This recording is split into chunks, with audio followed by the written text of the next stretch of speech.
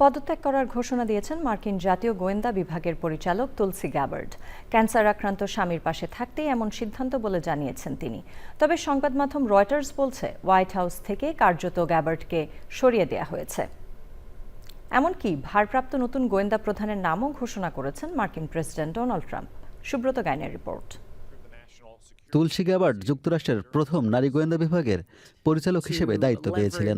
তবে হঠাৎ করেই স্বামী আব্রাহাম উইলিয়ামসের বিরল অস্থি ক্যান্সারের কথা জানিয়ে তিনি এই পদ থেকে পদত্যাগের ঘোষণা দেন।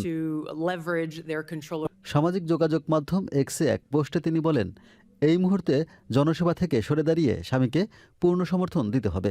পদত্যাগপত্রে আবেগঘন ভাষায় স্বামীর প্রতি কৃতজ্ঞতাও প্রকাশ করেন। মার্কিন সংবাদ মাধ্যম ফক্স নিউজের এক প্রতিবেদনে বলা হয়, শুক্রবার ওভাল অফিসে প্রেসিডেন্ট ট্রাম্পের সঙ্গে বৈঠকের সময় গ্যাবার্ড তাকে ব্যক্তিগতভাবে পদত্যাগের সিদ্ধান্ত জানান। আগামী ৩০শে জুন তার দায়িত্বের শেষ দিন হওয়ার কথা রয়েছে।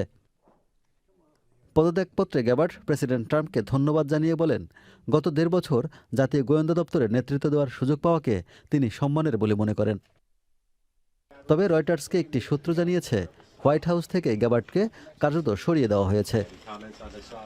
এদিকে ট্রাম্প তার সামাজিক যোগাযোগ মাধ্যম ট্রুথ সোশ্যালে জানান, principal deputy director Aaron Lucas ভারপ্রাপ্ত জাতীয় গোয়েন্দা পরিচালক হিসেবে দায়িত্ব পালন করবেন এবং গ্যাবার্ডকে তার কাজের জন্য ধন্যবাদ জানান।